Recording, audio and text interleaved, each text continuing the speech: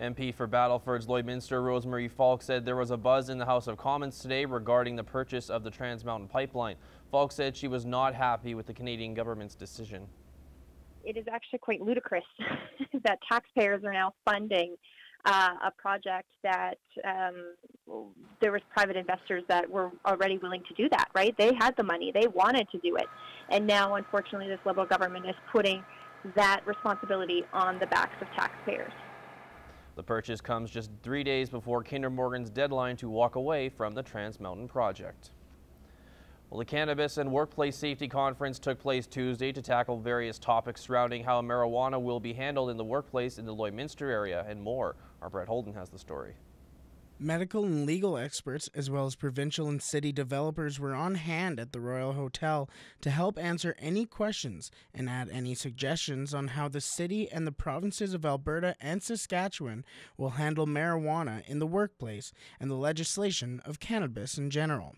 Today's important to educate our clients and the public about how can they ensure a safe workplace, and also to know what is Lloydminster doing, what is Lloydminster's municipal regulations around cannabis, as well as what are the governments of Saskatchewan and Alberta planning as regulations around cannabis. Alberta and Saskatchewan do have some similarities with their proposed legislation of marijuana, such as having the age of purchasing cannabis at 18, not allowing the consumption of cannabis in public or in cars, as well as how to test somebody's intoxication. There is no specific drug test today that shows impairment for cannabis. So until that is in place, what companies need to do is to have a plan for reasonable suspicion testing, reasonable cause testing. As for Lloydminster, the city anticipates to be taking the laws of whichever province that is more restrictive on the drug. The city reached out to Colorado, the first state to legalize marijuana, and they said to be more restrictive on the drug at the beginning. The legislation and the information continues to change. The federal law has not yet been made law yet, so we're still waiting for them to provide us the final direction. So things may still change. Experts are saying that an important step for business owners is to stick to what they deem impairment and to act within their guidelines. Today is important because cannabis legalization for recreational marijuana it's coming whether we like it or not.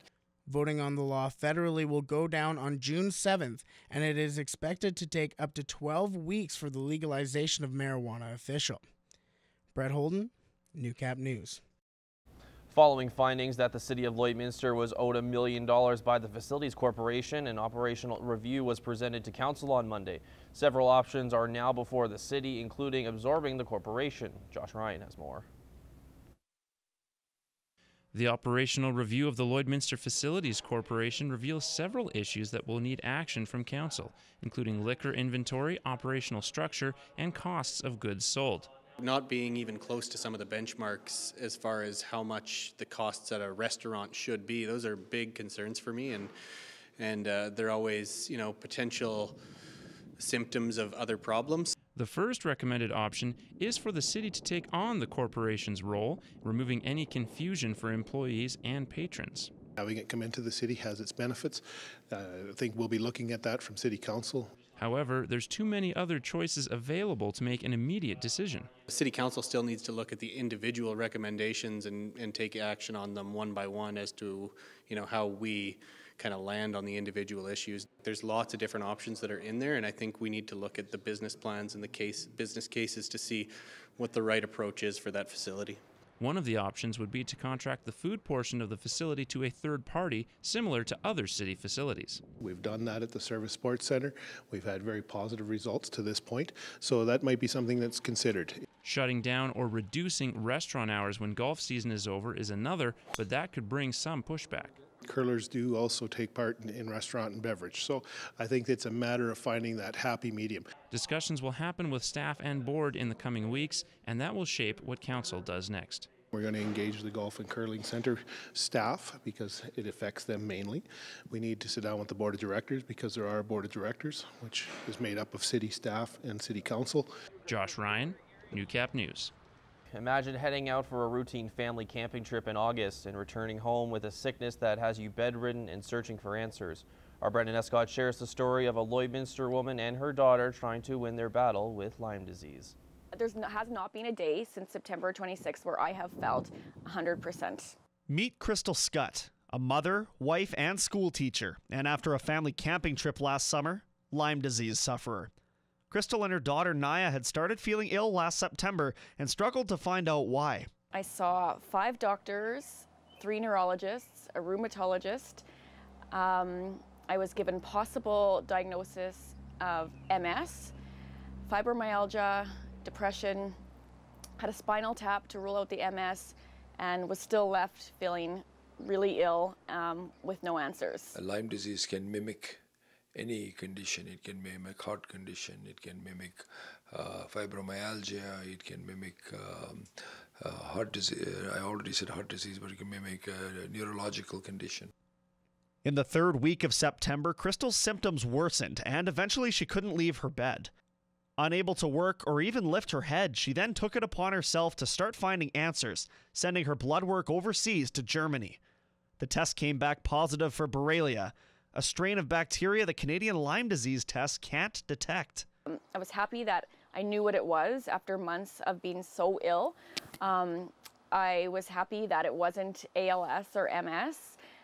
But I really had no idea what it meant at all. I thought it was something that I just took antibiotics for a couple weeks and I would be cured, and soon found that it was a whole different world, and that was not the case at all. After 4 months off and visits to specialist doctors as far away as New York, she has recently returned to work part-time, though she still has to manage severe fatigue and nerve pain. Her daughter Naya has been fortunate to only miss a few days of school with her symptoms. Now, Crystal and her family are trying their best to continue doing the things they love. And just be cautious, right? I'll be more cautious of going into thick grass areas and thick wooded areas, but we won't stop camping, playing outside. We spend a ton of time in our backyard. So just being cautious, knowing what to look for. All told, Crystal estimates the total cost of the sickness at around $40,000, which includes the MRI, blood work, travel to specialists, and medications like these that her family has paid out of pocket for. Crystal expects a 1 to 3 year recovery period, but for Naya, it could be a different story.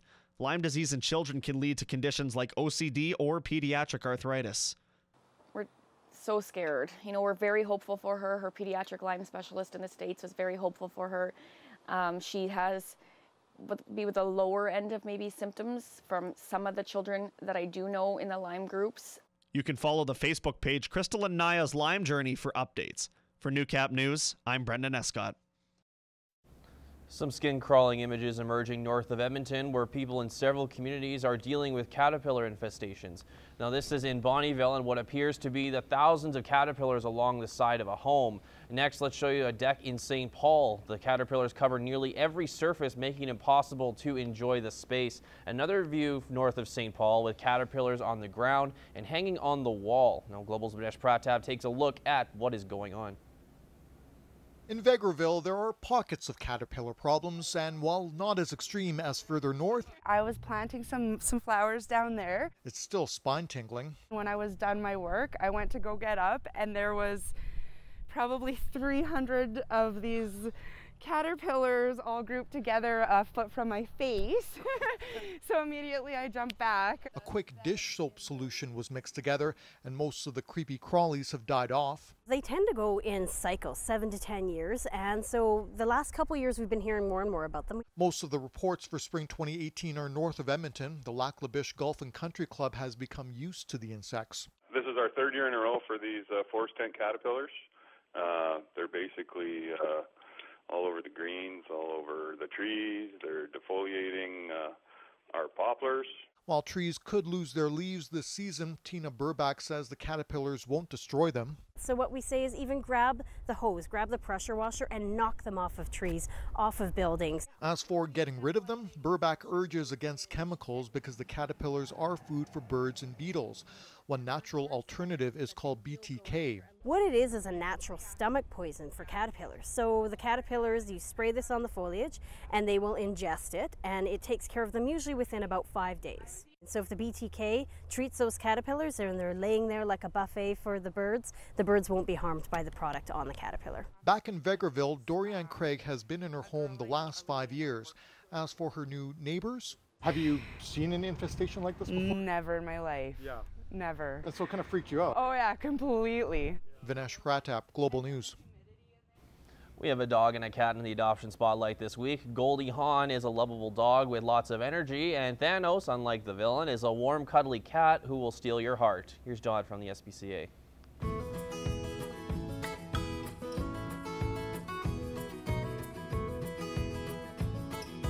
Unlike his namesake, this Thanos has no evil aspirations. Rather, his main objective is to fill the world with love. With a snap of his paw, Thanos will work his way into your heart. Thanos loves nothing more than to sit quietly on top of his scratching post and observe the world around him. After a long day of contemplating the great questions of the universe, Thanos is perfectly content to curl up on your lap for a long nap. If you're looking for a cat to make your universe complete, then you just have to meet Thanos. Stop by the SPCA and meet this remarkable cat today. Just like the famous actress, Goldie Hawn is energetic, quirky, and entertaining. She has such a big personality that is sure to win you over the minute you meet her. Goldie Hawn has a huge zest for life. She loves everyone she meets and wants to immediately shower you with love. Sometimes her enthusiasm gets the better of her and she can jump up. But she is still young, and with a little bit of patience and training, there is no limit to what she can learn. If you are looking for an enthusiastic dog to add some extra excitement to your life, then Goldie Hawn may just be what you're looking for. Be sure to visit the SPCA and meet her today.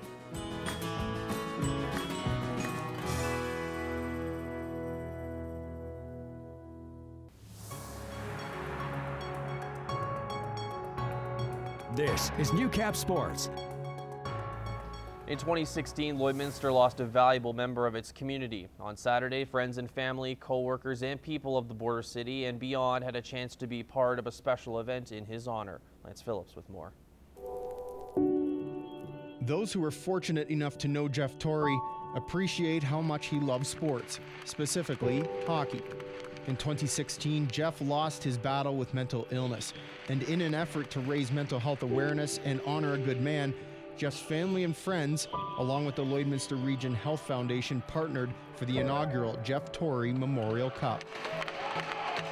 This was in the Torrey blood, from Wade Redden playing in the NHL, and all the boys in Hillmond, and all his life growing up in Lloydminster. It was hockey every day, road hockey, playing in the park, playing at Bud Miller, and out on the ice. So it's what he loved to do most, so that's how we will send it off to him. Well, we have a good group of guys here that wanted to contribute and do something. So I had a good pool for fundraising to start with, and then just the generous support of our business community really brought this together. And of course, the Lloydminster Region Health Foundation was the vehicle to kind of drive this into doing something. A teacher at Winston Churchill School, Jeff was admired by many, and the game's turnout demonstrated the impact he had on the community. It shows a lot about our community and particularly Jeff as a human being. Super caring, super, like he cared about people, and I think this shows that. Well, it just says a number for everything he accomplished, and playing with Triton, that meant a lot to him, that hockey team. And I know all these guys who put it on, and it caught us out of nowhere. So it's really good to see Triton hockey team and Samir step up and put this game on. It's a really good game so far, and everyone seems to be playing hard, so it's really a lot of fun. A stigma still exists around mental illness, but it's events like Saturdays that help break down barriers and educate people about mental health, even those closest to Jeff, who have learned much since his passing. A guy going through something like that, it's tough not being able to help him and be there for him when it's hard not being able to speak out about stuff like that. So it's really a good step forward. Events like this go a long way in increasing awareness and moving the community towards healing, hopefully, and getting the word out there that it is an illness and needs to be treated seriously.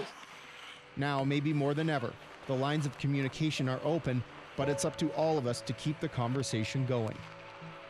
People who are suffering have to know that they have somebody to talk to, a teacher, a friend's parent, a friend, anybody. You just got to talk. You can't keep it all in, and that's the goal. Is once the conversation starts, I think it'll give people the strength to come out. But hopefully games like this and getting some publicity, it'll prevent some other family from having to have a memorial game in the future. Lance Phillips, Newcap Sports.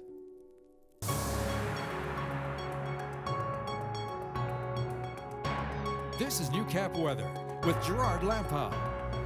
Hello everyone watching the cloud cover, come on in there. Probably will see some showers at some point towards the hours overnight and towards the early hours of tomorrow morning there. Looks like 3 to maybe 5 millimeters around our area, but into the lakelands and the Battlefords there certainly could be some more, and we'll see if we get closer to about 10 millimeters, 8 millimeters, somewhere in that region there. Some areas could see a good ½ inch. Let's put the map into motion and see a better idea what we're dealing with there. And you can see the first burst of it. The other factor that we're watching at, of course, is the collapse of this ridge of the jet stream there. You can see the areas here, some of the brighter areas that pushing to the southeast of us in the direction of the Battlefords, and then a heavy swath of it available for parts of the lakeland as well as we go on through the day come tomorrow. And you see the jet stream easing off, so there's cooler air pushing in on the back end of this all of the time there. Temperature-wise, come tomorrow, well, there it is, struggling to get to even 13, maybe 14 for Marwayne. String of 10s around Bonnyville and Cold Lake, 9 out to Lac La Biche there, 9 in St. Paul, 12s for Edmonton and Vegreville areas, 13 around Wainwright, 9 for Provost and Macklin there. So really cool air sliding in after we hit 31s and 32s just yesterday. 13 out to Isle Cross, 14 at Green Lake, 13 in Meadow Lake, 11 St. Walburg, 15 in Maidstone, 16 in the Battlefords. So really cool, and looks like some of that cooler air will stick around for a little bit there, and the showers could linger into even early next week with a break possible maybe on the weekend. Let's head across the country. 16 in Vancouver, 17 in Edmonton, 13 out to Yellowknife. We've got 14 out to Whitehorse, 27 in Regina. So you see where the curve is and where the heat begins there. 25 in Winnipeg. Heading over to Toronto now, also 25, mainly sunny skies. 21 mainly sunny as well for Quebec. Some cloud cover in Halifax for their 17. Showers in St. John's there. They're sitting at just 5, and 0 in Iqaluit for a mix of sun and cloud. So let's come on back on the prairies. Still sunny in the Battlefords for 23. Could see 9 on the overnights, but certainly a fair amount of showers available in the Battlefords during the course of the day. Come tomorrow, just 16 as the daytime high. The winds at the moment northwest. That'll continue into the early hours of the morning, and then as the day goes forward, you'll see the winds shift out of the east. Cold Lake and parts of the lakeland at 19, could see 7 on the overnights and see some periods of rain developing quite late, and that'll take you through the bulk of tomorrow. Just 10 as the daytime high. It could be even less than that, especially because the winds coming out of the east sometimes it's hard to predict exactly where the daytime high will land up. So with those showers, it will certainly cool things off a whole bunch. For ourselves, Lloydminster, Vermilion, Wainwright and Provost, we're at 17 at the moment. 8 on the overnights, could pick up a couple showers there as we head towards morning certainly, and some of it will persist especially in the morning and could get some breaks in the middle of the day, but certainly staying on the overcast side, and even 12 at the moment is looking like a heroic ask to be honest with you there. East and northeasterly winds, that easterly component, it's hard to predict that, and the winds rounding it off anywhere from 20 to 30 kilometers per hour. As we look to the next 7 days, overcast on Thursday for 15, 11 on Friday, there's another burst of it possible, so that'll add up to 18 on Saturday and overcast with 1 or 2 breaks, 18 as well on Sunday, some clearer areas available on Sunday, then 12 on Monday, some more showers possible on Monday, 16 on Tuesday, some of it beginning to taper off on Tuesday. Connor, looks like we're in for a burst of cooler temperature and showers. Back to you for Agriculture News.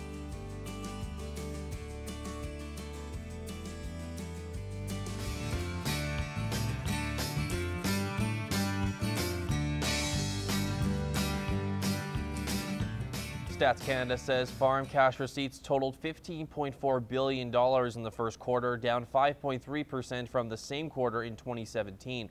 Now, lower crop receipts and program payments contributed to the decline, while livestock receipts were unchanged. Farm cash receipts, which include crop and livestock revenues as well as program payments, were down in the 7 provinces, with Saskatchewan and Alberta largely responsible for a national decrease. Crop receipts totaled $8.8 billion in the first quarter, down $573 million from the same quarter in 2017. Significant declines in canola, dry pea, and lentil receipts more than offset smaller gains in soybean, barley, and wheat receipts. Livestock receipts totaled $6.2 billion in the first quarter, unchanged from last year.